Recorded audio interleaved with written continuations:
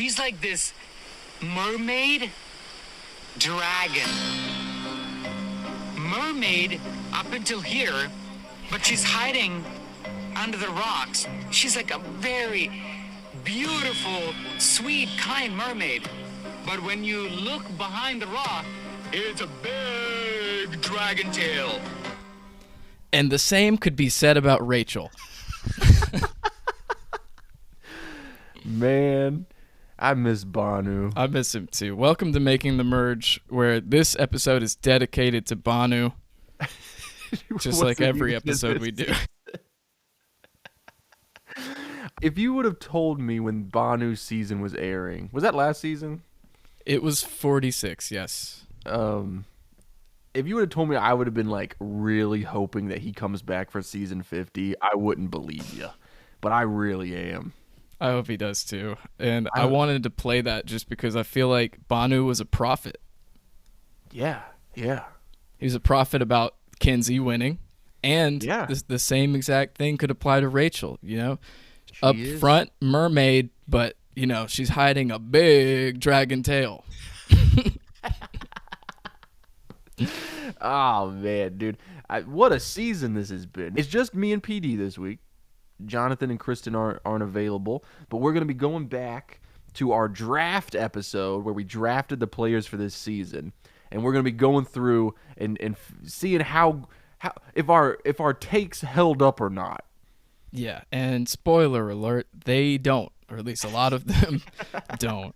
But you know, Jonathan and Kristen aren't here, but we do have their baby joining the stream now. Can you imagine? The other recurring character of Making the Merge, and she has hot takes. She hates women. Just like Jonathan.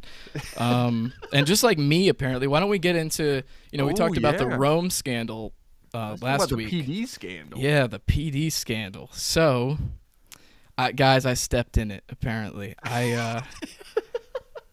Okay, so I said that Rachel, after winning the last immunity challenge, she was going to, skate through. What I meant was she had, clinched in my mind. Like, she had just won the game right there, and she didn't have to do anything else. But people took that as I was saying it was, easy for her. That's what they thought.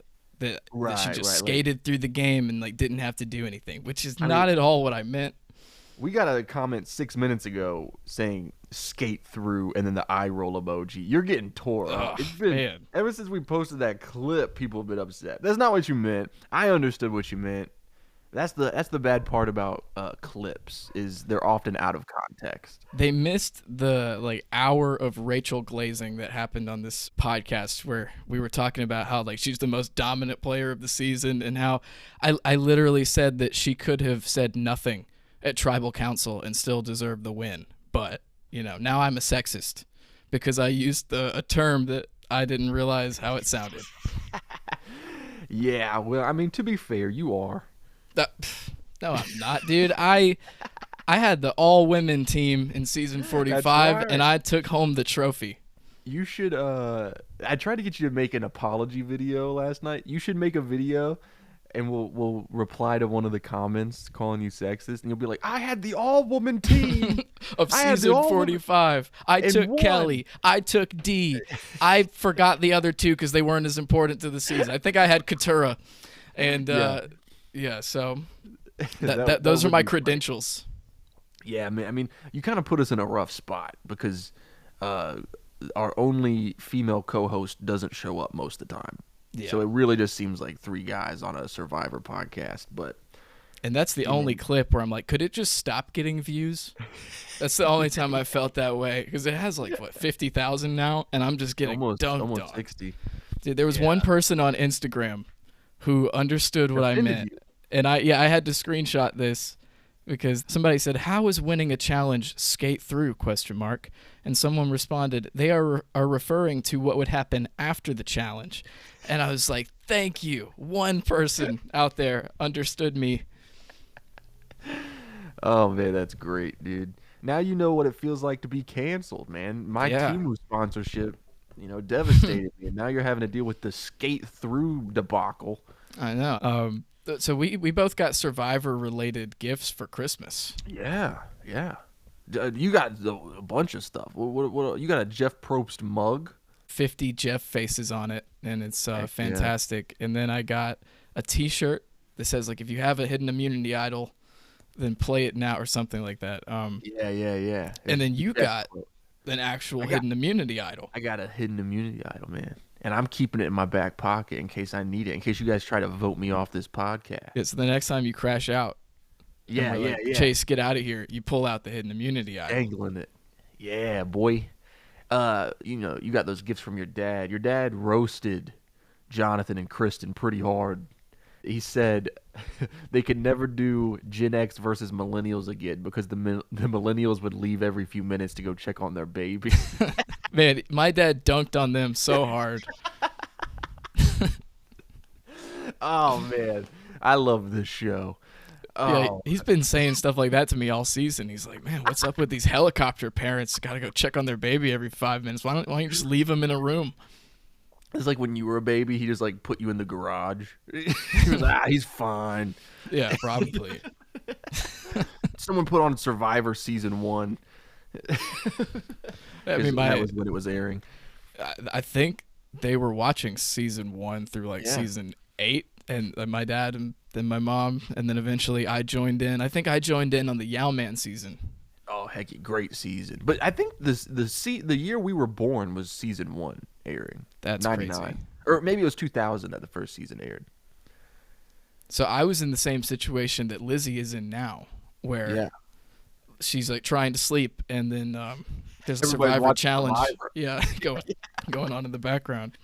Maybe in 15 years, if we're still doing this show, their daughter can be one of the fifth co-host. Yeah, we could kick out Jonathan and then Oh, yeah, replace even him better. with Lizzie.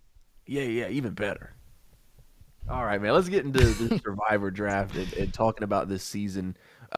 What's super cool about this episode is we get to like look at our takes from before the season, and now we get to talk about them in hindsight after the season, and I can't wait to see how wrong we were.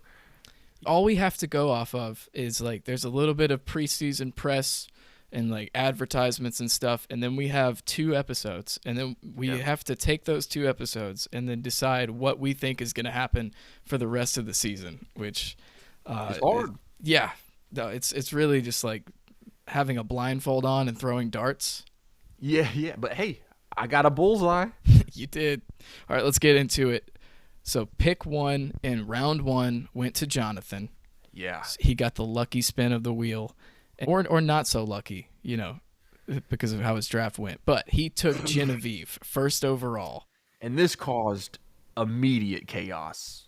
Yes, to which I responded, "What? I don't even know what she looks like." And Chase said, "No way, dude, no way." I think he said "no way" like 5 times.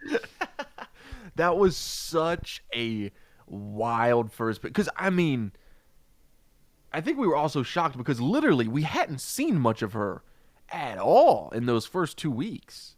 When you start a season and you're trying to learn the names of everybody and who's on what tribe and just like trying to learn all the players, if there's like no confessional time in those first 2 episodes, I always think they're not important to the story. Yeah, they're pre-merge boot for sure.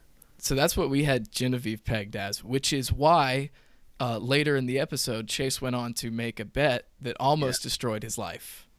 Yeah, could have, should have, would have. You said that you would get a tattoo of our choice if Genevieve made the final 3, because to us, it wasn't possible that she would be making the merge.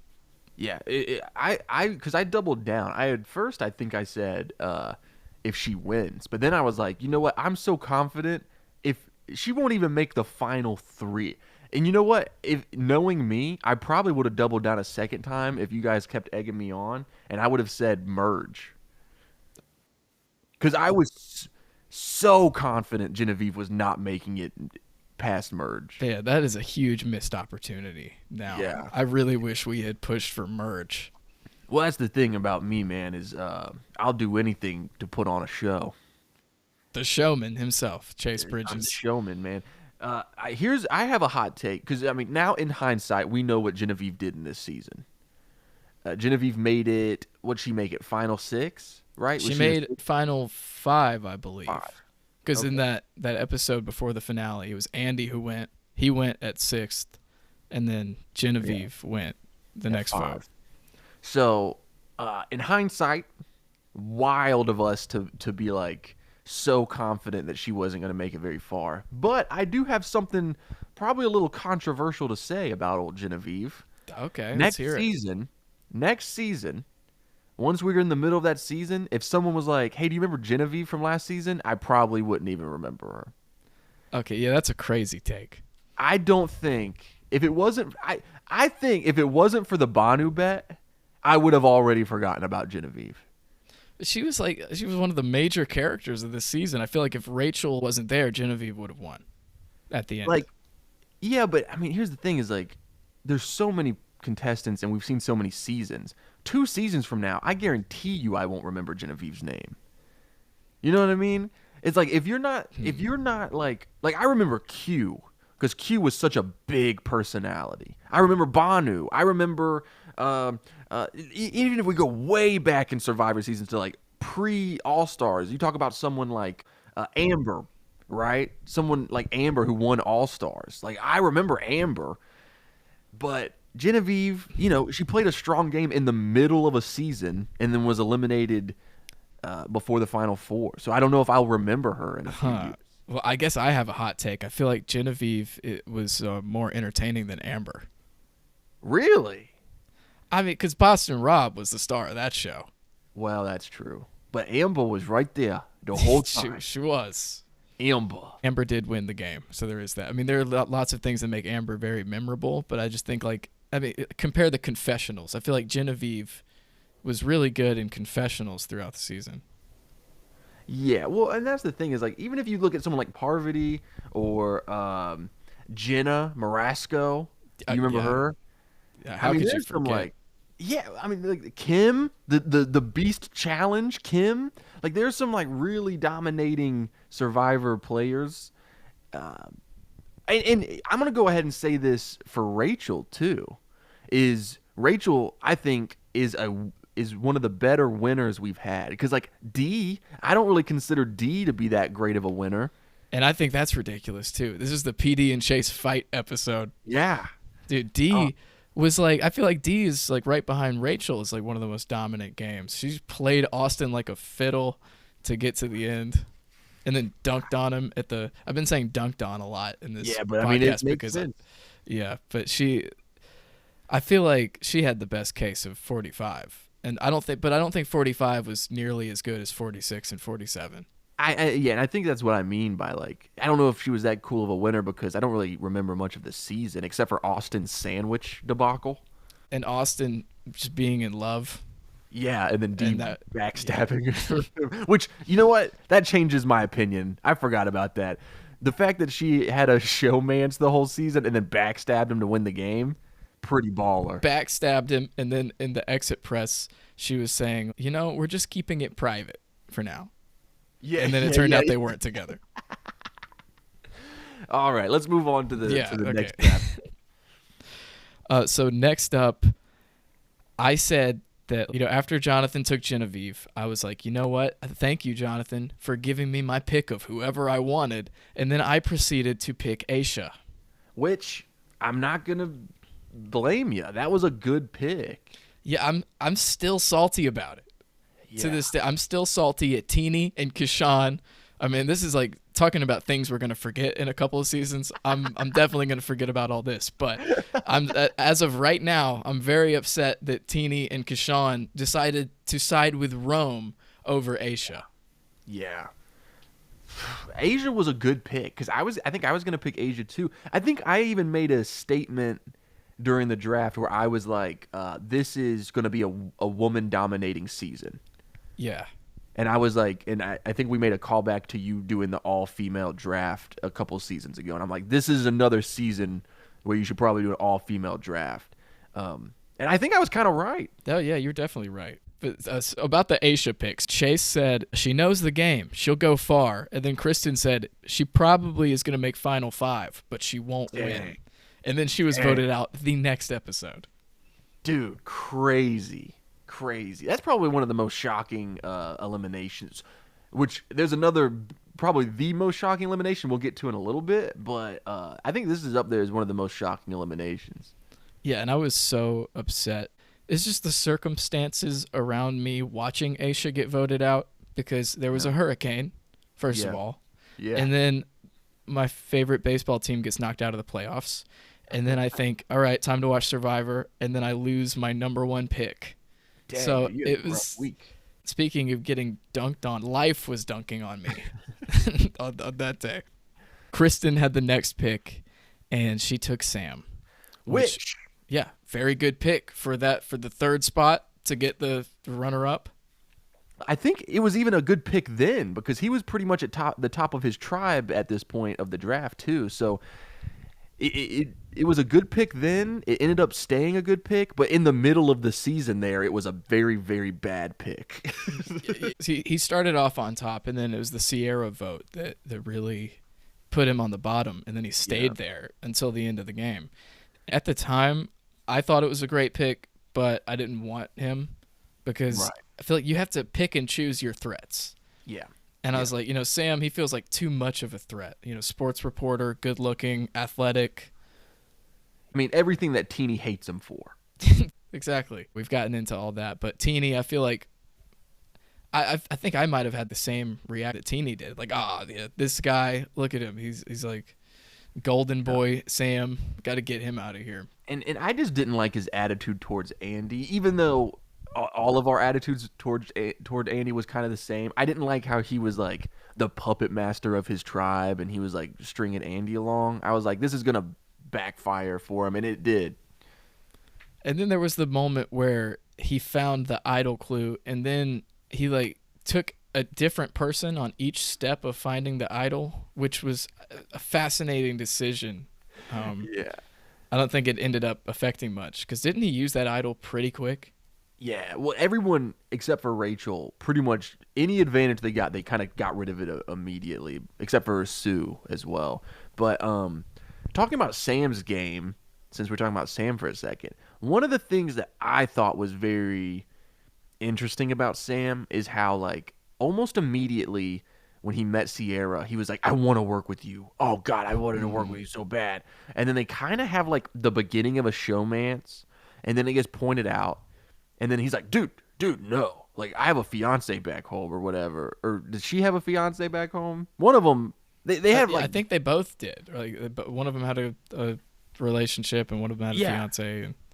And so I was like, this is weird. Because why were you so excited to work with her if you just want to... You know what I mean? Because it's like, it's not like they didn't flirt with each other. No, but it was just like a weird, like, way of going about things. Sam, yeah, he started off strong, then it was awful, and then he ended on a good note, playing the second place. Yeah, the scrappy underdog. I still don't think that he was the scrappy underdog. I'm sorry. I know I went hard on him last episode. Yeah. I do not think he was the scrappy underdog. I think he got drug along to the finals. So the next pick was your pick, Chase, and Yeah. you took the fan favorite of the season, Soul. Soul, yeah. I didn't learn my lesson from last season. You had the fourth pick, Yeah. and you took Q and Hunter. Yeah, and really bad decision. I took two major threats, but that's the thing is I can't help it, and I've had this problem ever since I've started watching Survivor. This is my first time I've ever like gotten the winner, and even then I didn't think Rachel was gonna win. I'm really, really bad at picking who's gonna win the season because I just pick the person I like the most, and that was Saul for me this season. And it wasn't just who you liked the most. Like after I'd say maybe episode 3 or 4 when the Rome bullying started, I feel Soul was like the new era Rupert kind of. Oh, 100%. That's a great comparison. And this is, we're talking about just this season being a great season. I think this was the first season where we had a really big Survivor villain and a few Survivor heroes, Yeah, we had Johnny Fairplay and Rupert all over again. Dude, yeah, we had Rome and Saul. I mean, I think Rome and Saul really carried the first, like, up until the merge. Yeah. They were And if he carrying the hadn't- show. If he hadn't destroyed his chances of ever being invited back by spoiling the season, I could definitely see those two being the ones that get brought back for season 50. And you might not like this, but I think Genevieve probably has a great shot of being brought back, like in a second chances type of thing. Yeah, I mean, because it was really just like it was either going to be her or Rachel. Yeah. And if I think it's going to be one of those things where maybe I don't think they're going to invite that many players back from this season, but if they it could be the kind of thing where they invite Rachel, hey, you want to come back? And she goes, not really. And they're like, all right, we'll get Genevieve. Rachel's like, I want to go out on top, baby. Yeah. Which a lot of winners have refused to come back for other seasons, and I don't blame them. You made your $1 million. You don't got to do that again. Yeah, not everybody is Tom Brady, where they're willing to like ruin their marriage for another shot at the trophy. I'm coming back. I'm coming. Not everyone's Boston Rob, who was like, I'm coming back until I win. Yeah, Saul. He was just a great Survivor player, and Yeah, I feel like we're gonna remember him. I don't regret it at all. I would pick him first again in hindsight. I mean, obviously, I would try to get Rachel again because she won, but I don't regret it. I mean, he was the last. I was shocked that he was the last pick of round 1 because I really thought someone was going to snatch him up. And I think I might have even mentioned this when I drafted him. He seems physically capable, but he just seemed like a really good social player. He just seemed like a good social player too, and that's where like players like Q failed, where they were very dominating, but their personality was very in your face, which doesn't make for making friends in the merge. And yes. I thought Saul could go a long way. I don't regret that draft pick at all. Man, he gave me someone to rally for. Saul Nation, all the way. And he acknowledged us on the internet. Yeah. The only player this season to do that. So Yeah, we're gonna send him a Making the Merge hat, dude. That's our boy. not only is he super sexy, but he was super chill. Super sexy and super chill, dude. So the next pick was Tiana. It was another chase pick because the person who picks last gets to have 2 picks. Last year, you said I was in the same position, and I'm not going to make the same mistake of picking 2 big threats. And what did you do? You kind of picked 2 big threats. Can I be honest with you? Who was Tiana? Tiana was someone who hated Gabe. Okay. What did she look like? I need to look up a picture. You This don't is bad, you literally dude. don't remember? Yeah, no, I'm not making a joke. That's crazy that not. you drafted her and you don't even know what she looks like. Oh, okay, Tiana. And you made the graphic of our teams on Instagram, and you have somehow erased the memory of Tiana. That was a long time ago, dude. She went quick. She went really quick. It was a pre-merge. Yeah. But I feel like it wasn't that quick. Like, I don't think she left until episode 5, 6. I couldn't tell you what episode she got eliminated on either. Yeah, but I remember her now. I looked her up. Yeah, she was a threat. I liked how she hated Gabe. And I really I think at that stage of the game, I thought that it was going to be like a Gabe, Tiana, Rome final, like in the merge. Like it was going to be these big players kind of fighting it out, and someone like Soul was going to be there, but he was going to be like the nice guy, and he was like not a part of the drama kind of thing. Very wrong. I thought I was completely off. Yeah, But you I mean, couldn't be more wrong. yeah. I don't know what I was thinking, dude. This season, which we should have known, because the first 2 episodes of this season really set up the whole season. And we talked about this several times throughout the season, is immediately they were taking out big threats. And it got to the point where, after the merge, it was all players that would usually never make the merge. Even the winner was Rachel. And that was someone who, her game didn't kickstart until towards the end of the game, like about halfway through, when she had to kick it into another gear. She, I think she's a pre-merge elimination any other season. But in this season, when they're eliminating these huge threats immediately, anyone who does anything impressive is gone. Anyone who finds an advantage is getting rid of it immediately so that they don't look like a threat. After Chase takes Soul and Tiana, it swings back to Kristen, who picks Teeny in the 6th spot. And Kristen, she did really good. Kristen picked 2 of the final 4 with her first 2 picks. Teeny was somebody that I thought, like, the first half of the season, I thought Teeny could win this game. Teeny could end up just like Kinsey, where she gets to the end and it's like you take the plotting strategist and put them up against the social player who everyone loves. It didn't work out that way because of the fire and because of Rachel playing such a dominant game. Yeah, no, I think I even said when Kristen drafted Teeny, I was like, hey, that's a great pick. I think she could win it. She was kind of like, you know, people talk about the winner's edit. I thought that she kind of had a winner's edit pre-merge.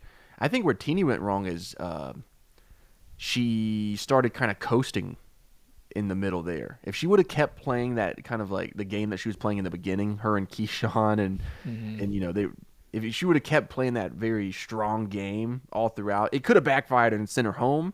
But I think she would have had a better resume if she would have made it to Final 3. But, you know, the fire took her out anyway, which I didn't agree with that either. But well, she had the moment later in the season where her bag burns, and then she has this. Well, first it was the confessional about just like her struggles in life, and then it cuts to her bag burning, and she's like, you know what, this is gonna fuel my fire for the rest of the game. And I was like, okay, she could very well win. And then all that happened was she was fooled by Genevieve multiple times, Genevieve and Andy, and then the Sam crash outs. Yes. And it's like when you start receiving that kind of an edit, then it's pretty much a guarantee that you're not going to win. Yeah. She's a great player and very fun person to watch all season. I really liked her all season, even after the crash outs against Sam, because to be fair, I crashed out against Sam too. Yeah, I thought that was a great draft pick. I don't think she was going to win, even if she made it the Final 3, but maybe if she was on last season. Yeah. Well, sure. Then it would have been better. But the next pick, it goes back to me. And with the 7th pick in the Making the Merge draft, I selected Gabe. Great pick. I thought it was a great pick. Yeah. But he really, I don't think he did enough during the season. He was kind of just like, he's trying to stay Tuku strong, and then they got him out. I think he was like one of the best Survivor players on this season. Like, he really understands Survivor. He really understands strategy in the game. Like, I think he's just one of those players that, you know, they voted him out because he was really good at playing Survivor. And that's just nothing you can do about that. I think he was a great Survivor player. Yeah, he might have been like too overt with his threat level, and I mean, he sounded super cocky every single confessional about like his path to the end and running the game and all that. I found this out later, and I might not have drafted him if I knew this. He hosts a Baltimore Ravens podcast called Flock Talk, which is repulsive to me as a Steelers fan. And I knew it when he broke out the Ray Lewis dance. And Ray Lewis was a linebacker that terrorized the Pittsburgh Steelers and everybody that he played for like 15 plus years. Dang. He also allegedly shot somebody in a nightclub, but that's a different story. Okay. Well, now I kind of like him. When he broke that out, I was like, okay, I may have made a mistake here. Yeah, I remember when he pulled out the dance there after he won. It was after he won a challenge, right? Yeah, because the necklace dropped in the middle of the dance, and he kind of had to pick it up, and it could have been smoother, Gabe. Yeah, he kind of lost me there. He strikes me as the kind of guy that was like, how do I say this without being rude?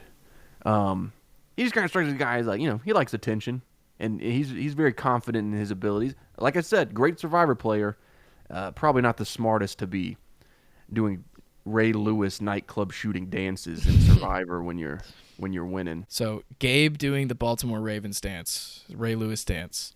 It reminded me. It's not as bad, but it reminded me of Danny. This is testing your memory a little bit. Danny from season 44 doing the Robert De Niro face to Jeff when he was voted out. I don't remember that. What season did you say that was?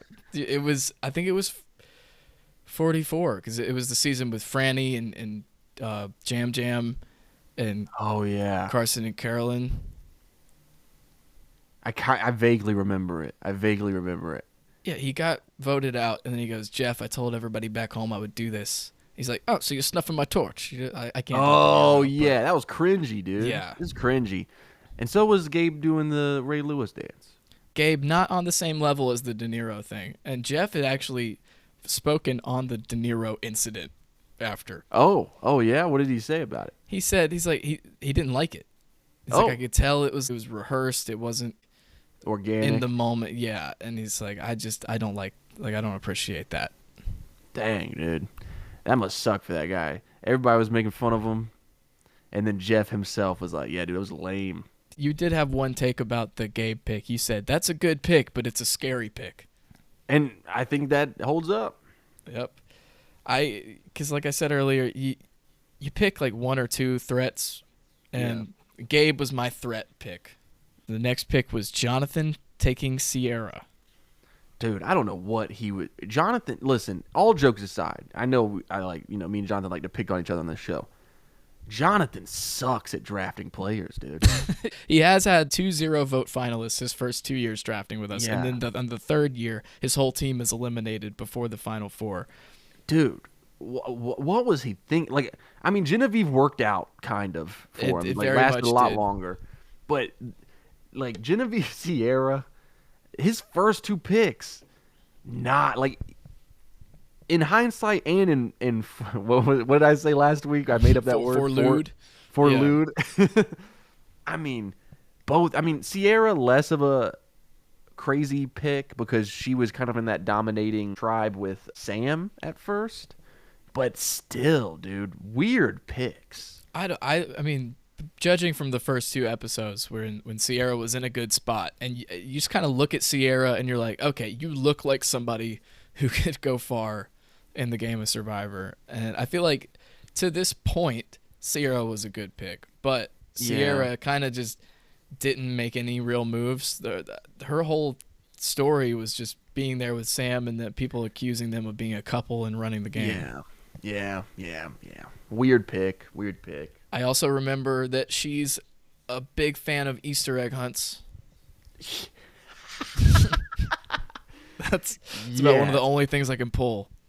She retired at like 26 from Easter egg hunt. Sorry guys, I'm getting too old for this. I gotta let the young blood, take over in the Easter egg game. Just a 25-year-old Sierra just dominating over a couple toddlers. Sierra, not ultimately very memorable, even though she did make it to the merge and was in the jury. She did. First jury pick. First jury. Yep, she made the mistake of underestimating Andy. And then he flipped on her. That's right, and he'll go on to do that several more times. So this is the Jonathan Snake pick. He took Sierra with the first one, and then his second pick was Kyle. I remember thinking he was stupid for this. I remember calling him out. You said, bad pick, dude, bad pick. Because Kyle was on the bottom, hard at that point. He was on the bottom, and Jonathan's reasoning for picking Kyle was he's got that foster kid energy, is what he said. Which he nailed. You got to give it to Jonathan. He nailed it. Kyle went on to make it really, really far. Yeah, so we did say Jonathan did terrible, and that's true in that the rest of us had someone in the finale, and he didn't. But he did pick 2 of the most memorable people, at least to me in the season, Genevieve and Kyle. And one thing that Chase said was like, man, if Kyle makes the merge, he could go on to be a challenge beast. And he did? That might have been the best take of the season. Dang. I don't even remember saying that, but golly. But that was pretty much it for Kyle, though. He was a challenge beast, and he talked about his family a lot, and Yes, he did. He gave incredible quotes to the point where I decided to make a Kyle Quote of the Week segment on the show. And those did great numbers on TikTok. Kyle also had that one-sided beef with Sue. He gave us the Tweedledee Tweedledum that Sue would go on to say Tweedledee. Tweedledum. Okay, that's funny because I had forgotten the original Tweedledee and Tweedledum. I had heard Sue say it for so long because Kyle had been out of the game that all I remembered was Tweedledee and Tweedledum. Which is really funny because that's like an Alice in Wonderland reference, and it's like she's definitely old enough to know Alice in Wonderland. Tweedledum. Kyle provided a lot of entertainment in this season, Oh, yeah. even though there's Oh, like the Sue army out there that says Kyle was the most boring contestant of all time. No, Sue Army, you can kiss my ass. Yeah, take that, Sue army. Take that, tsunami. Tsunami, the motherquake. And look, we can go right into Sue because after Jonathan took Sierra and Kyle, I was up next and I picked Sue. And this is the biggest regret of my life. Yeah. Not just the biggest regret of the Survivor Draft. I think it goes beyond that. I think this is the biggest regret. This is the worst decision I've ever made because Rachel was on the board. I think we even point this out. We're like, you took Sue before. Yeah. That's what Kristen said. She's like, Yeah. You chose Sue? Are you serious? Yeah, And then I remember you were kind of joking around, like this was kind of it was gonna be your funny pick. I didn't think of it as the funny pick though. Really? Because Sue was not a comedy character. The At that point. Yeah, the I'm 45 thing had not happened yet. The dirty face thing had not happened yet when I took Sue, and then she was in the strong tribe that had the numbers, and I'm thinking like, okay, you know what? She could make it really far because of that. And then I was Rachel's on the bottom. If it wasn't, wait, hey. At the time, it was true. Yeah, at the time, yeah. If it wasn't for Sue, though, you wouldn't have had anyone in the final three. That's true. But so, then she did go far for you. Yeah, I was looking at like the confessional counts and everything too, which is why I said I was going to reevaluate my draft process next season, because I was going heavily off of who's gotten the most screen time and like who's been hyped up in the off season. Yeah, which came back to bite you. Yeah, and Sue, I feel like she gaslit me because I was listening to Rob Has a Podcast, and she said, I never hated Kyle. I was like, Sue, it's documented. We have proof of you hating Kyle, and I want to play it right now. So this is the woman who has never hated Kyle. I want to kill him. He invited me in and wrote my name down. That's why I don't even listen when he talks. I'm like, I want to kill you, Kyle. He is a liar. He does the poor me, the woe is me. How many times do we have to hear that he's poor? I'm a good guy. I'm a dad. I'm a this. And he's so hypocritical. None. The sooner Kyle's cut, the happier I'll be. I will give him back his name on a parchment. He wrote my name down. Exactly. He didn't feel bad. Like, I can't even look at Kyle.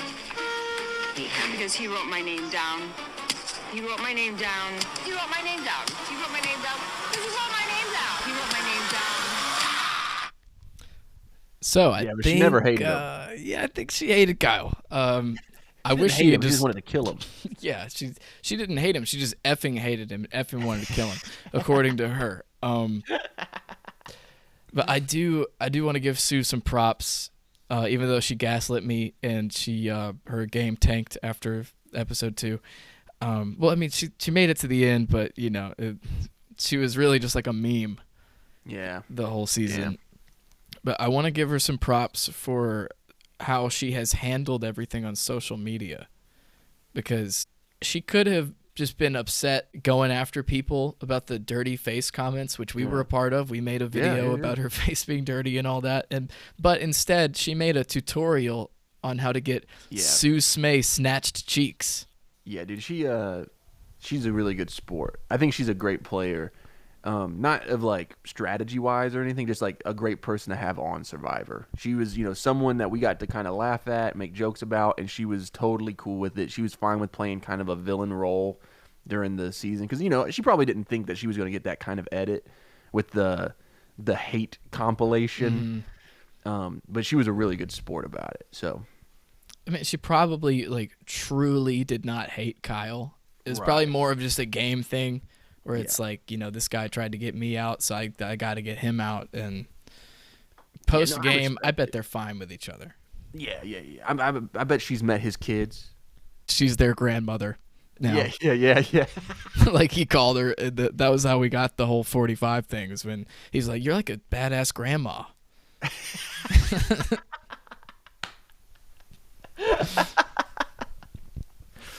Oh, man.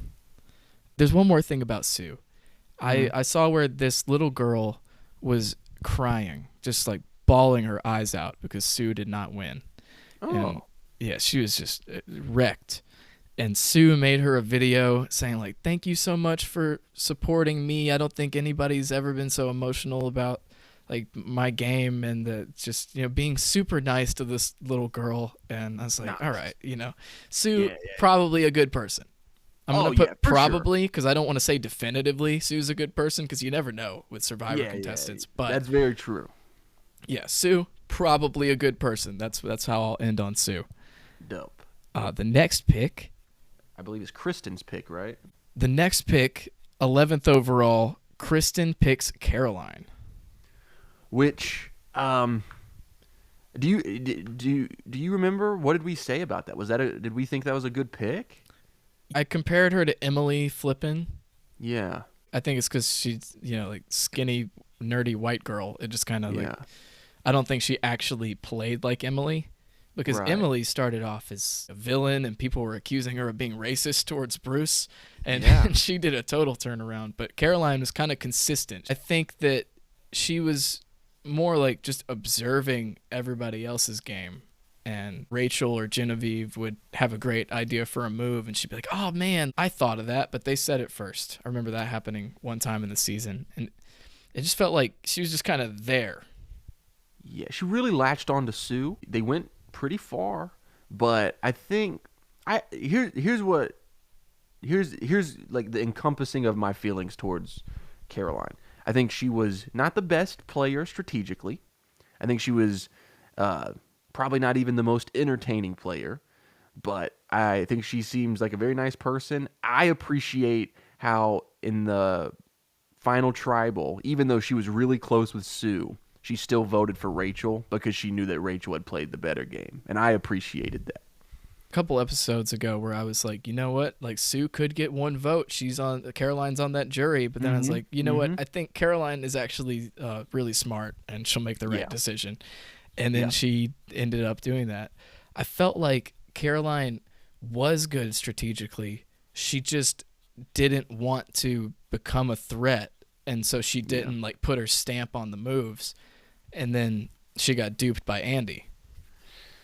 Which happened to a lot of people this season. Yeah, but she was the fall in Operation Italy. She took the hit on that one. Dang, dude. She got hit by the mafia.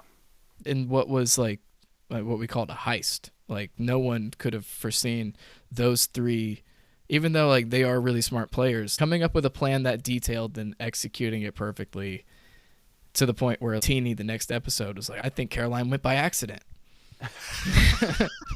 Yeah, dude, Teeny, man, she got really thrown for a loop on these last few weeks. That was another great Rachel moment where she's like, "Hey Jeff, can I just like call out the BS? No, I don't think last night's vote was an accident."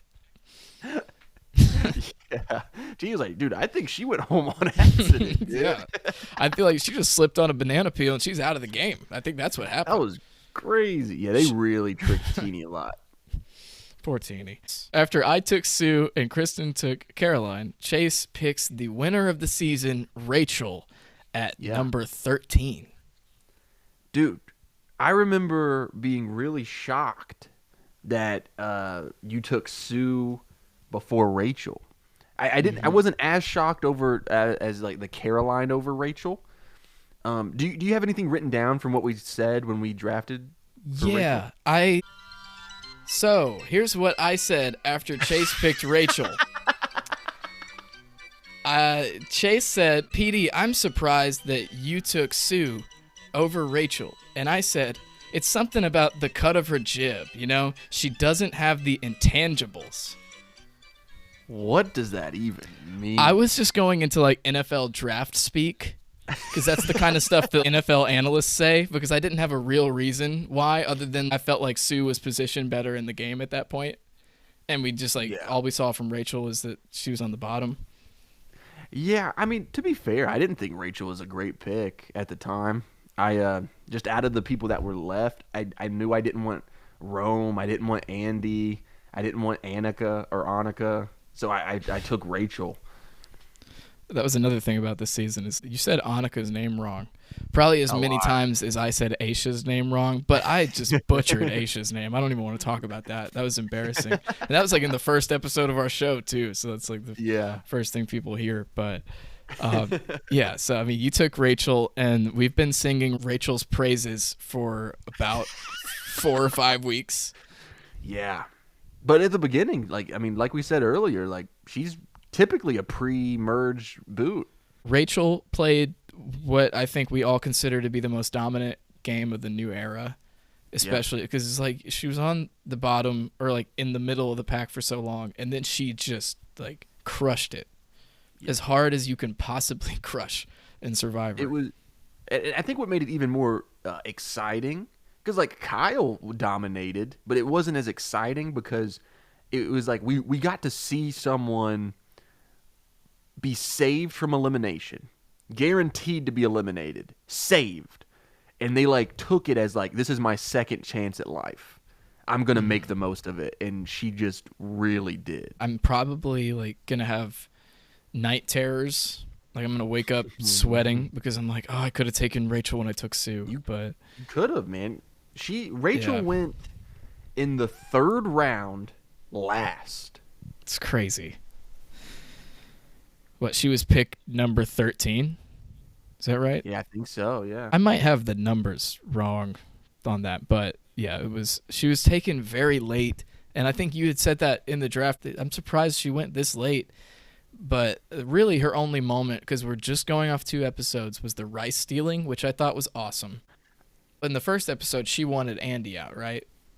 I think so, yeah. Because Rachel and Andy had that relationship where Andy wanted to work with Rachel really bad, and Rachel was like, hey, you're going to ruin this for both of us. Hey, maybe don't wake me up in the middle of the night to discuss your anxiety, because it's kind of sus to everybody else.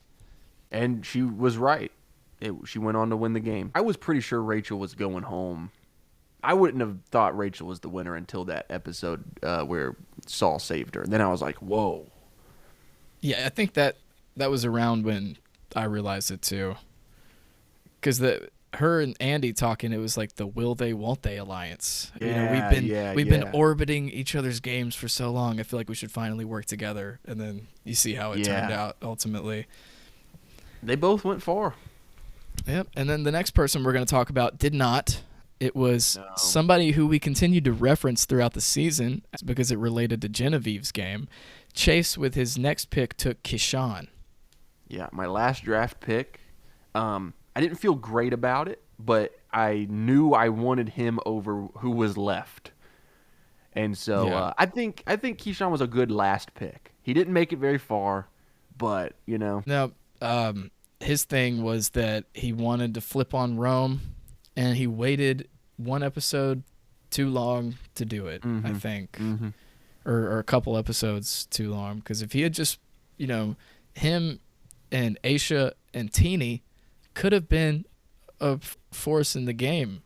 Yeah. If they had stayed together, I think. I mean, obviously we'll never know, but Kishan was definitely the most normal person out of what was left. Mm-hmm. I think, like, what was left was Annika, Kishan, Andy, and Rome. And it's like, well, okay, the 2 obvious picks there, you take one of the sane people. Right. In Annika or Kishan. Yes. Which ends up being not the right move on Survivor. Nope. Or in a Survivor draft. So next up is Kristen, and she takes Rome. And to this point, this was the biggest surprise in the draft, because it's like, okay, Andy, Annika, and Rome. Like, Annika, obviously, is what you would think. Right. Yeah, and I think we were really shocked. We were like, you took Rome over Annika? And here's what I'll say about Kristen. She's really good at drafting players. Mm-hmm. This is the 2nd season that she's drafted, right? And or third. Third, yeah.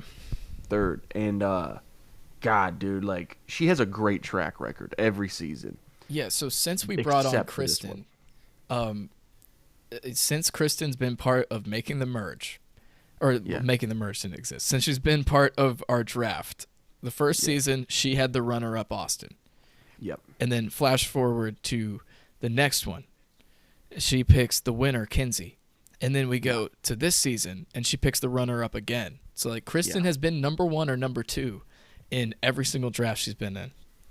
She's really good at drafting players. The only mistake she's ever made is drafting Rome. I am so glad that I do not have to say that I drafted Rome.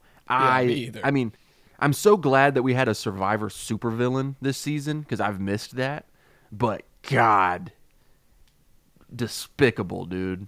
Yeah, Obnoxious. It turns out he faked his own death to get out of a freestyle rap battle. What are you talking about? Okay, let me What pull are this you up. saying Dude, this to me is right now? this is something that I had heard. I didn't like verify it, but enough people said it that I was like, okay, maybe this is a real thing that happened. Rome allegedly faked his death, and When? Because he's an esports commentator, right? there's got to be a news article about this. All I'm finding is a Reddit thread. This is in r/rap battles. It said Rome DMV. Okay, I guess that was his rap name. Rome DMV is on the current season of Survivor. I saw his first confessional. I was like, why does the dude sound so familiar? And all these people were being like, yeah, he did fake his own death. I'm looking at the same thread. This is crazy. But like, where is the proof of the? Like, there's just no article about him faking his death. I see a thing where he was a blogger and a manager, and he faked his death to avoid coming to an event after he was talking a lot of trash. He used to be on Champion. I don't know. I believe it. Maybe this is just something in the rap battle community. Imagine you're in a community where somebody fakes their death, and then you're watching one day, and you're like, "Whoa, there's the dead guy." I found one of his rap battles. Oh no! Does he spoil a season of Survivor in it? He has a battle rapper profile. He has 5 battles cataloged. Oh wow. Yeah, I just googled Rome DMV. Dude, we're really unsurfacing something here. And here's a YouTube channel called Battle Rap Trap with the title is Wow, Rome DMV faked his own death for attention. Parentheses proof. Someone in May, the same channel, Rome DMV resurfaces on Survivor. So he's been apparently dead for a while and then just popped up on Survivor. Okay, that's awesome. He's wearing a do-rag. And he looks like a battle rap. I'm trying to skip to his part. He's getting destroyed for 6 minutes and 45 seconds. He's like sipping out of a styrofoam cup as he's listening. This dude's still going. It's been 8 minutes. All right, here we go. Oh no. Hold it down. Y'all ready? Rome DMV, it's on you, my guy. Let him rap. Rome versus AP. Let's get him out of the way. I hope you're ready to go to war. Because I got some shit to say. You're going to die a slow death. This could go on for days because the fans know that Rome wasn't built in one day. Premier. He's not very good. No, he's not very good. I guess we should have expected that. Yeah, but I'll send you that video. He looks very different. I feel like he's a guy we would have remembered so much differently had he not spoiled the season. Yeah. We might be calling for him to come back. Yeah, I've probably been praising him for being a villain, you know. I mean, he said, I have my own list, so it had to have been deliberate, right? I don't know that much about it. I went and watched the clip. I didn't quite understand because it wasn't framed as like the way people were saying it and talking about it. I thought that he went on some show and he was like, "Oh yeah, well here's the rest of the season's elimination list." But it was like he was talking about like He was doing word association. No, in the word association, he went Rachel, Sam, Sue, Teeny, Genevieve, Andy, and it's like that's how people got the whole boot order thing. oh yeah, He did all of them in a row. Yeah, I mean it's weird. It's weird. Kind of strikes me as a guy who think he's a little arrogant, you know, a little cocky. How did the fake his own death guy make it through new era Survivor casting? I guess they just knew that he was going to be a problem, and they thought it would make for funny TV, and they were right. Man, he should have been on last season. He might have won the whole thing. He really could have. Him He and the really could've. Rome Q alliance. Oh, cancel Christmas. So yeah, Kristen, crazy pick. It ended up working out because her only other options Well, I mean, she could have picked Andy, but she was never going to do that. And she could have picked Annika, and that, she would have been gone the next episode. So Rome was the second best choice out of what was left. And that brings me to the most controversial pick, I feel like, when the only thing left on the table is Andy and Annika. And Jonathan said, "Hey, PD, are you getting Banu fever?" And I said, "Yeah, lock it in. I'm taking Andy." And you guys reacted as if I just like set my house on fire. Well, when you did that, I was like, I don't even know if PD wants to win. I was thinking way ahead of y'all. I was streets ahead. Be honest though. Be honest though. Were you just trying to be funny, and since it was the last pick, it didn't really matter, or did you actually think Andy was going to turn it around? No, I legitimately thought when I was picking between Andy and Annika that Andy has a chance to turn it around, or at least like be dragged to the end, as where Annika was just like, she hadn't gotten much of an edit at all. I thought Annika was going to go soon, and then I was right about that. I want to credit Tevin, because I listened to Tevin do an interview, and he said, "I think Andy could have an Emily Flippin transformation." And that was in my head too, where I was like, you know what, Andy, like, if I take Andy, everyone's gonna make fun of me. But then if there is like some world in where it works out, and that is what happened, I can say like, you all laughed at me and you thought this was a horrible pick, and look at him, he made it all the way to final 6. Yeah, which is crazy, because I mean, we drafted right after he had his meltdown, where he was just like, "They didn't cheer for me when I opened a coconut." And so to draft that guy was wild. Well, that was the first episode. And then in the second episode, you could see Sam throwing him a bone.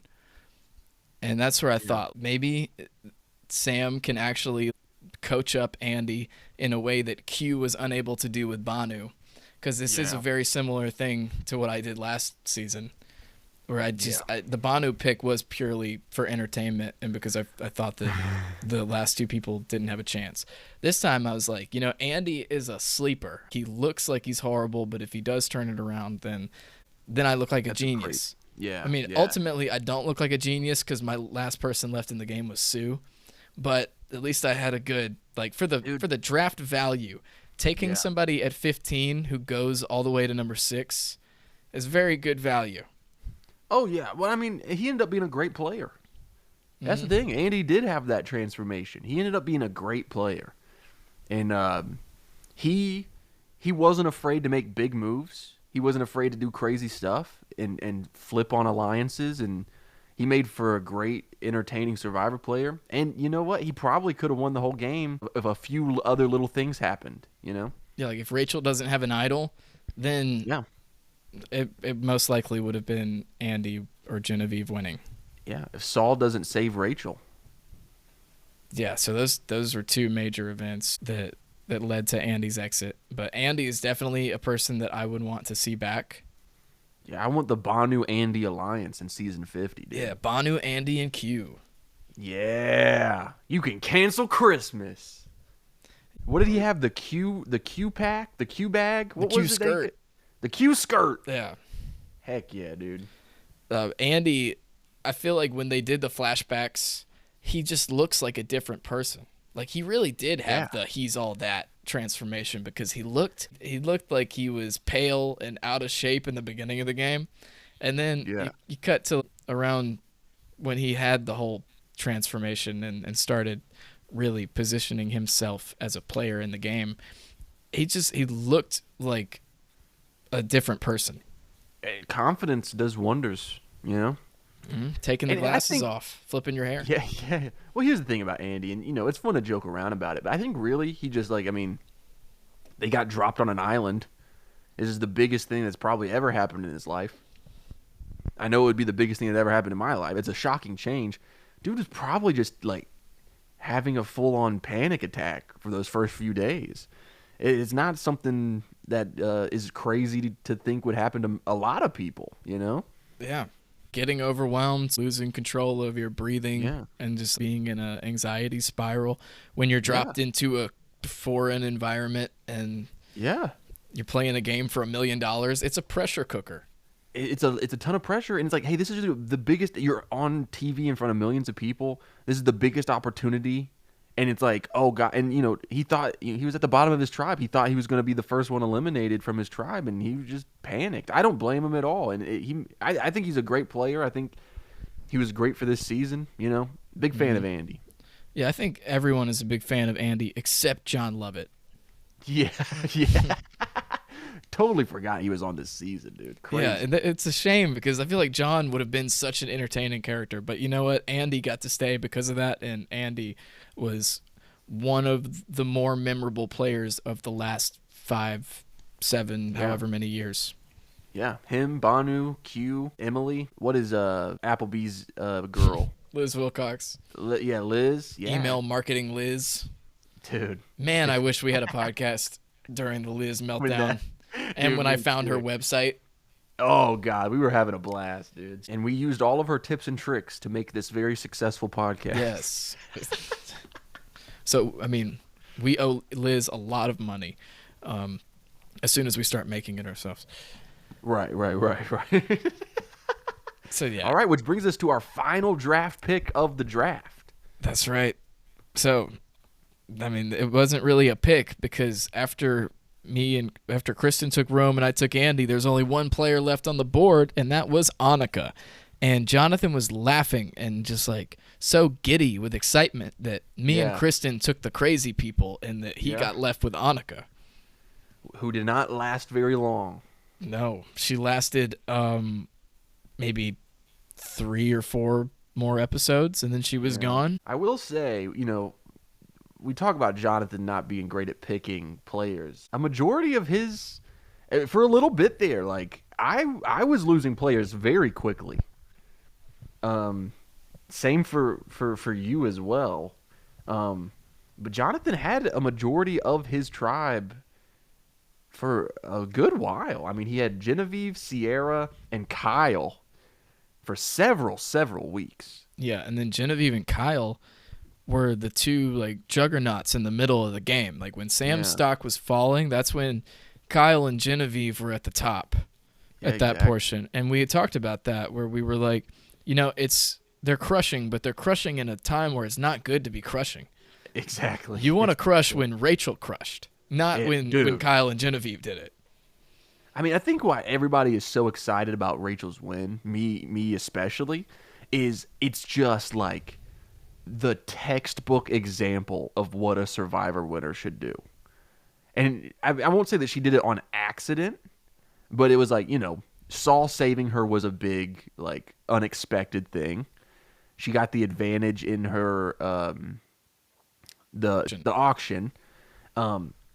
She just like it's the perfect Survivor story, right? She laid low in the beginning. She managed to survive.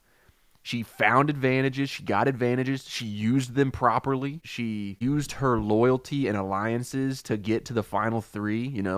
She used the vision of loyalty and alliances to stack the final 3 with players that she could probably beat, like Sue and Teeny. It was a textbook example of what a Survivor player should be in the new era. Like you were pointing out, it took a little bit of luck, but you cannot explain away Rachel's game as luck because yes, it was lucky to get an advantage in your French fries, but it's not luck when you have to then go cut the idol out of a tarp with a machete in front of everyone. Yeah, like right behind their backs while they're all talking about stuff, and you're just hoping you don't make enough noise. And I mean, that was one of the first moments where you're like, "Whoa, Rachel has started to take over this game." Well, and also it's like then you have to use it at the perfect time. Mm-hmm. You have to use these advantages at the right time. You have to be careful who you tell. The reason that Saul saved her when she was going to be eliminated was because of the social game that she was playing. Mm-hmm. So like that's not to be discounted either. He didn't just pick someone at random. He liked Rachel and he knew that Rachel was going home, so he was like, let me mess up the game a little bit. Yeah, she had created a bond with Saul, and then so it's not entirely luck that he saved her either, because that was a relationship that she worked on. Yeah, quickly, because that they had just merged. So I think like previously I had called her one of the luckier players. I think we kind of just dismantled that. Yeah. She didn't just skate through PD. Man, it's good. You already dropped an F-bomb on the podcast, so I feel like you got the one per year. But man, I wanted to just now. Do we each get one per season, or is there just one? I think you got the one. Okay. Yeah.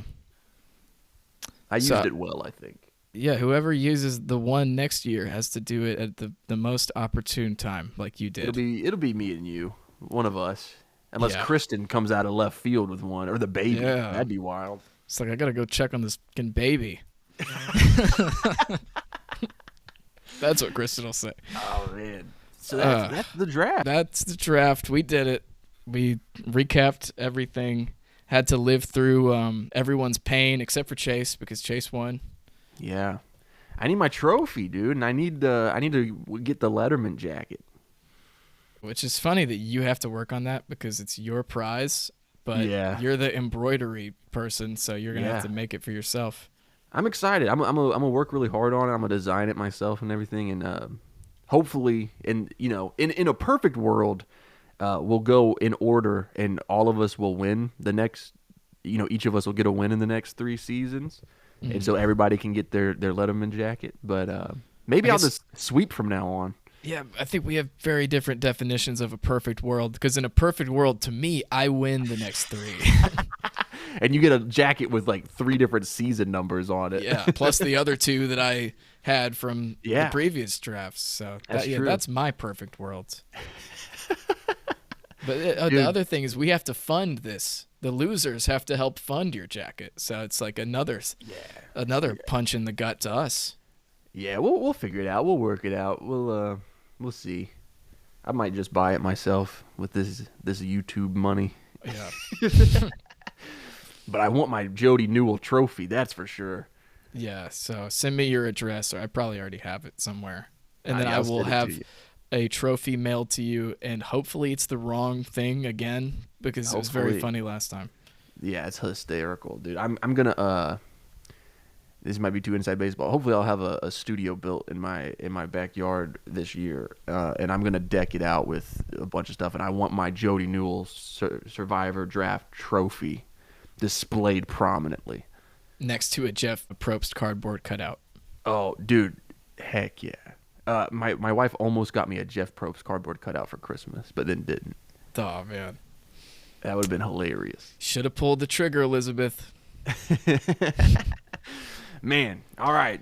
Send us home, PD. All right, we'll be back next week. We have something really fun. We are going to do the nominations for the first ever Mergy Awards, the Making the Merge Fan Vote Awards. It's going to be a great time. So next weekend, next Monday, whenever that comes out. Yeah. All right. This has been Making the Merge, and PD out. PD out.